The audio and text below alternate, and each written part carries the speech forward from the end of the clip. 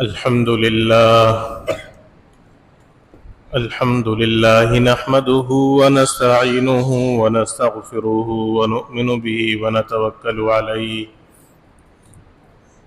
ونعوذ بالله من شرور أنفسنا ومن سيئات أعمالنا من يهده الله فلا مضل له ومن يضلله فلا هادي له ونشهد أن لا إله إلا الله وحده لا شريك له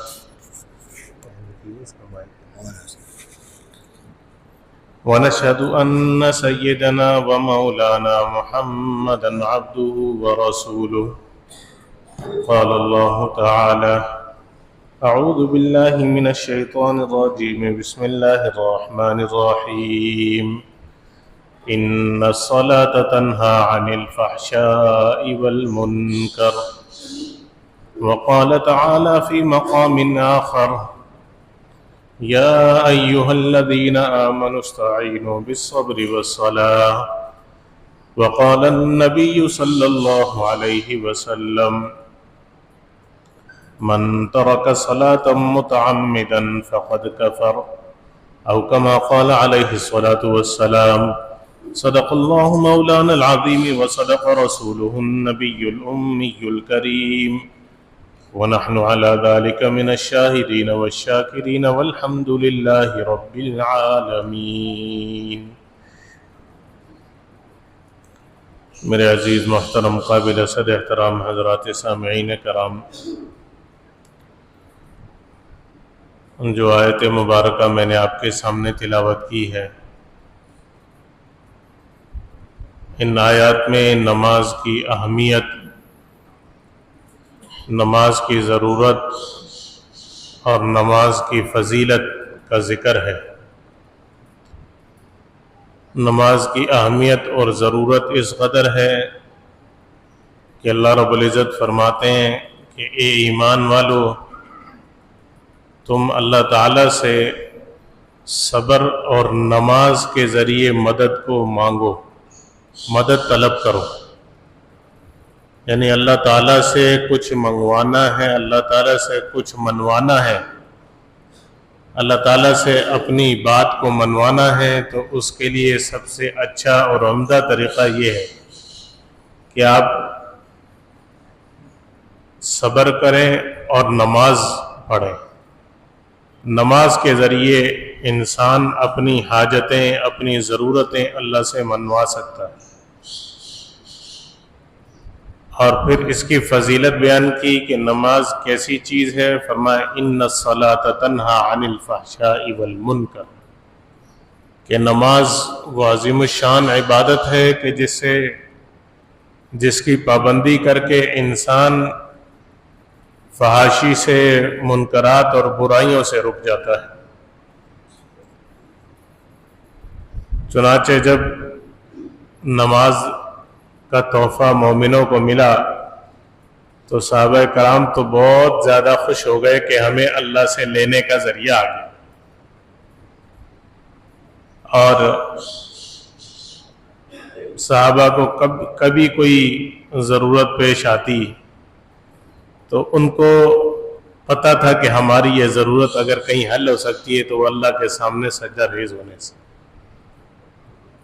راتوں کو اٹھتے تھے، نمازوں میں کھڑے ہو جاتے اللہ کے حضور، اور اللہ کو ایسا مناتے تھے، اللہ کو ایسا راضی کرتے تھے کہ اللہ رب العزت نے قرآن پاک میں ان کی تعریف ذکر کی۔ رجال لا تلہیہم تجارۃ، ایسے لوگ ہیں لا تلہیہم تجارۃ ولا بیع عن ذکر اللہ واقام الصلاۃ، کہ جن کو تجارت اور بیع و شراء، خرید و فروخت، وہ نہ اللہ کے ذکر سے روک سکتی ہے نہ نمازوں سے۔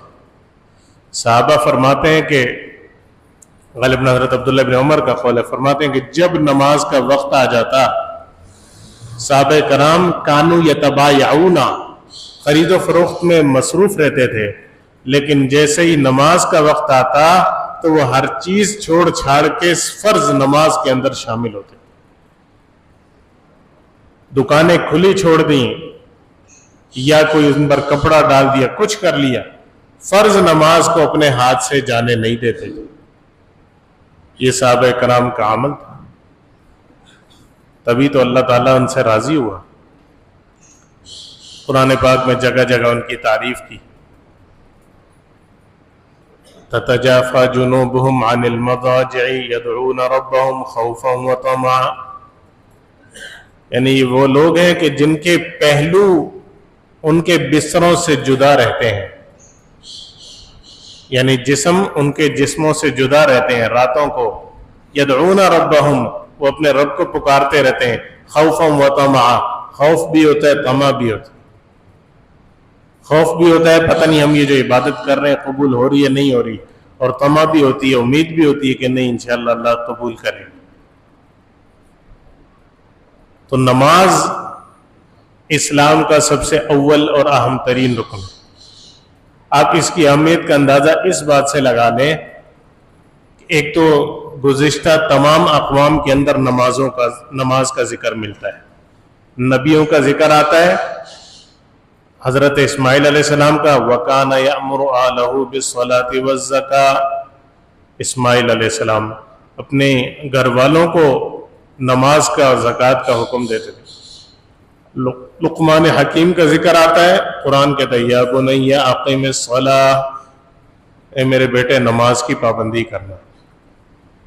حضرت ابراہیم علیہ السلام کا ذکر آتا ہے، کہتے ہیں ربنا لیقیموا الصلاۃ فاجعل افئدہ، یا اللہ میں ان کو اس لیے یہاں چھوڑ کر جا رہا ہوں اپنے بیٹے اور اپنی بیوی کو، تاکہ یہ لوگ نماز قائم کریں.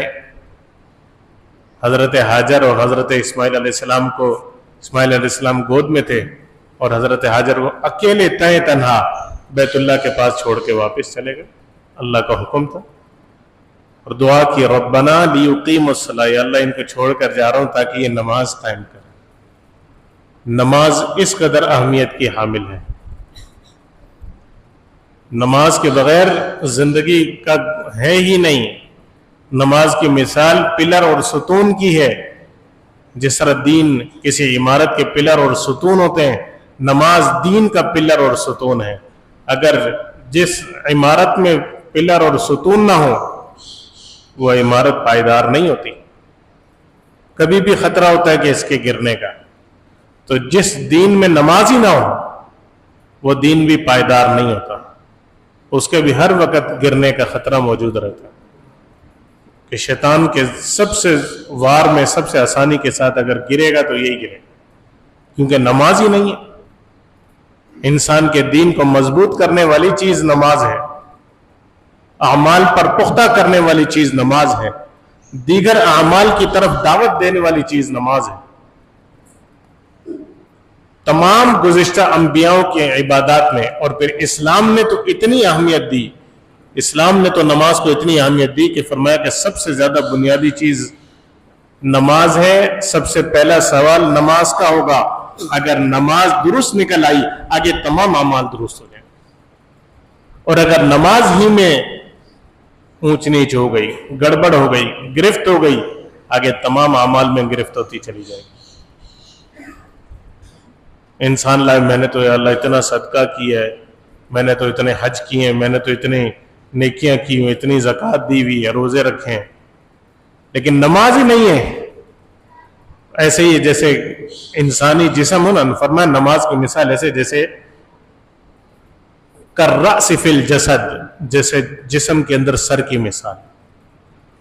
جسم میں سر کی مثال ہے. اگر انسان کے جسم پر سے سر ہٹا دو، صرف سر ہٹا دو، اس کو کوئی انسان بھی نہیں کہے گا. انسان بھی اس کو نہیں کہتے، میت ہے، لاش ہے، سر کٹا ہے. کوئی نہیں بولے گا عبداللہ ہے، عمر ہے، زید ہے، بکر ہے، کوئی نہیں بولے گا.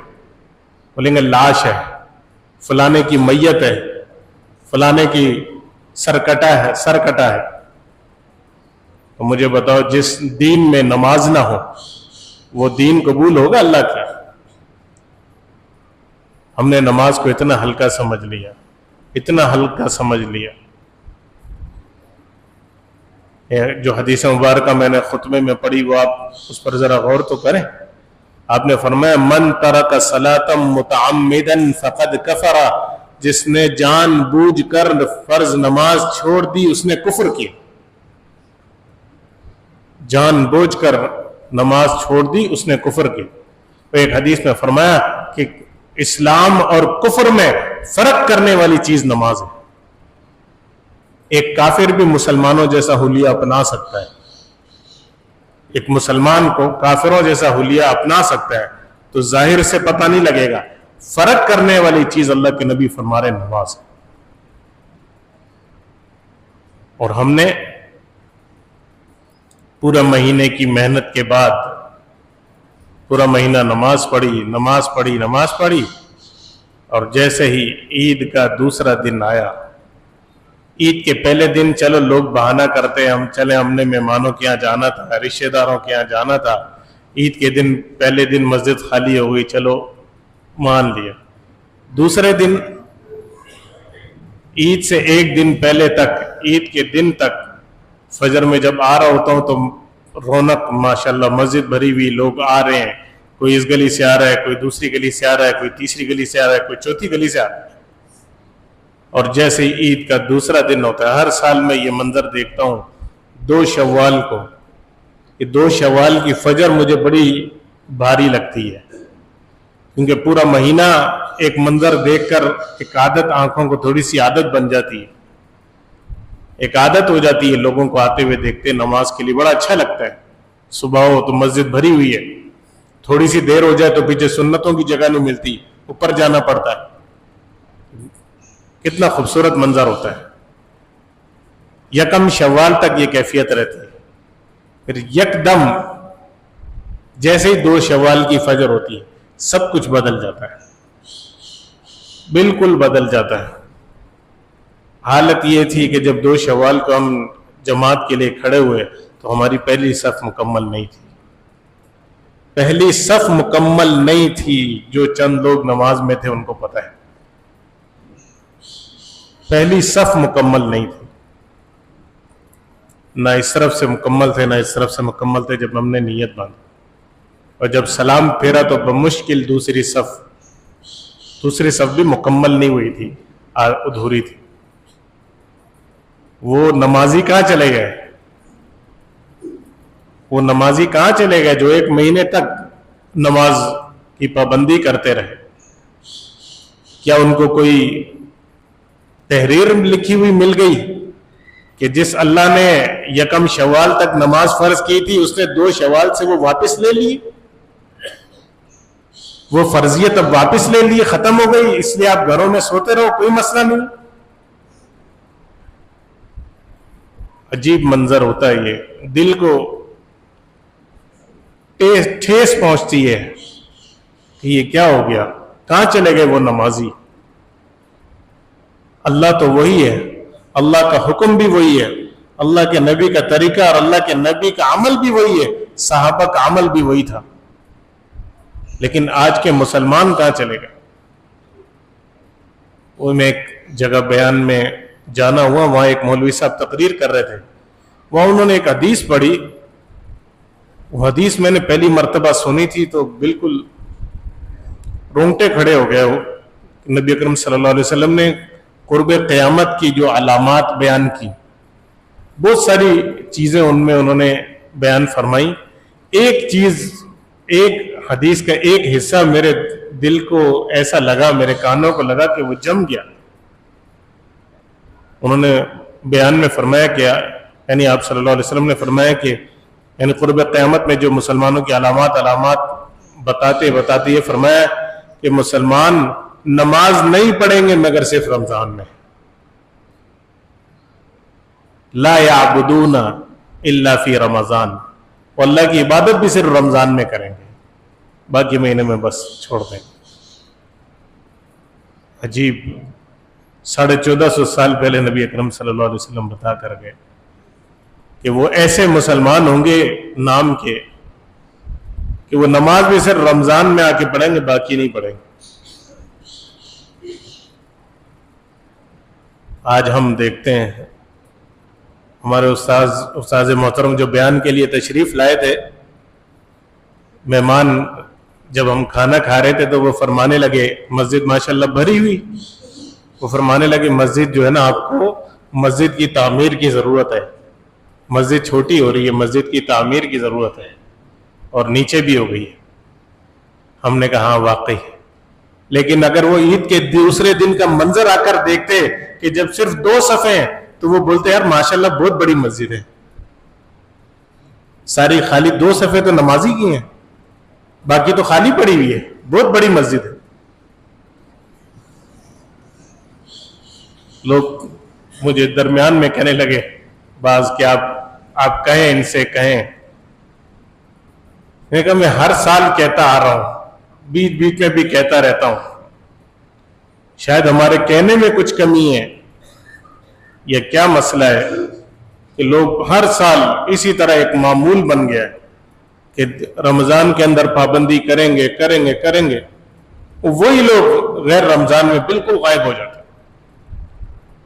کہاں چلے جاتے ہیں کہ اللہ کا حکم ختم ہو جاتا ہے نماز کا، اللہ کا حکم تو اسی طرح باقی ہے، قرآن کی یہ آیتیں بھی اسی طرح باقی ہیں، جو آپ رمضان میں پڑھتے تھے وہی غیر رمضان میں بھی وہی آیتیں تھیں، وہی اللہ کے نبی کا حکم تھا، وہی اللہ کے نبی کی مبارک احادیث تھی۔ ہم نے یہ فرق کیوں کر لیا؟ مانا کہ رمضان کے اندر عبادات کا اجر زیادہ ہوتا ہے، تو اس کا یہ مطلب ہے کہ اگر ہمیں اجر نہیں ملے گا تو ہم نماز نہیں پڑھیں گے، یعنی ایکسٹرا اجر نہیں ملے گا تو نماز نہیں پڑھیں۔ اجر تو ملے گا نماز کا، جو نماز پڑھے گا اس کو اللہ کے اجر تو ملے گا، لیکن رمضان میں ایکسٹرا اجر ملتا ہے، تو ہم گویا کہ یہ کہنے کہ نہیں ہمیں ایکسٹرا ملے گا تو صحیح ہے ورنہ ہم نہیں پڑھیں گے۔ اپنے عمل سے یہ بتا رہے، زبان سے نہیں کہہ رہے، اپنے عمل سے یہ بتا رہے کہ ہم نہیں پڑھتے نماز کیونکہ ہمیں ایکسٹرا اجر نہیں مل رہا، اب ہمیں ضرورت نہیں ہے۔ معاذ اللہ، اللہ جگہ جگہ قرآن پاک 109 مقامات پر نماز پڑھنے کا حکم دیا ہے، اقیموا الصلاۃ اقیموا الصلاۃ اقیموا الصلاۃ وآتوا الزکاۃ وآتوا الزکاۃ اقیموا الصلاۃ وآتوا الزکاۃ، لیکن ہم نے نماز کو پس پشت ڈال دیا۔ کہیں فرما رہے ہیں کہ نماز اور اسلام اور کفر میں فرق کرنے والی چیز نماز ہے، کہیں فرما رہے ہیں جس نے جان بوجھ کر نماز چھوڑ دی اس نے کفر کیا۔ ائمہ کی 4 ائمہ، امام احمد بن حنبل رحمہ اللہ، وہ تو فرماتے ہیں کہ جس نے نماز چھوڑ دی اور جو جان بوجھ کر نماز چھوڑتا ہے اس پر پابندی کرتے اس کو قتل کر دو۔ امام ابو حنیفہ رحمہ اللہ فرماتے ہیں نہیں، اس کو قید کر دو، جو بے نمازی ہے اس کو قید کر دیا جائے، اور وہ اس وقت تک قید رہے گا جب تک کہ وہ توبہ کر کے نماز کی دوبارہ نیت نہ کرے، جب تک وہ نمازی نہ بن۔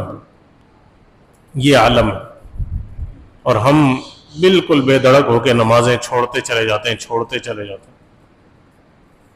میرے بھائیوں، ابھی بھی وقت ہے، غفلت کی زندگی کو انسان ترک کر دے اور نمازوں کی پابندی شروع کر دے۔ کب ہم شروع کریں گے؟ مرنے کے بعد، مرنے کا انتظار کر رہے ہیں کہ جب مر جائیں گے اس کے بعد نمازوں کا اہتمام کریں گے، پھر تو موقع نہیں ملے گا۔ موقع تو ابھی ہے، ابھی ہم نے چھوڑ دیا تو پھر کبھی موقع نہیں ملے گا۔ بہرحال اب تک جو غفلت ہوئی اس پر انسان اللہ سے توبہ کرے، اور موقع ابھی بھی ہاتھ سے نہیں گیا، جب تک انسان زندہ ہے تب تک اس کے پاس موقع رہتا ہے، ابھی توبہ کر لیں اور آئندہ کے لیے نمازوں کا عہد کر لیں۔ تو سب حضرات کوشش کریں گے نا انشاءاللہ، جو کوتاہی ہوئی اللہ سے معافی مانگ کے دوبارہ نئے سرے سے اپنے عہد کو تازہ کریں اور کہیں کہ اب ہم انشاءاللہ فرض نماز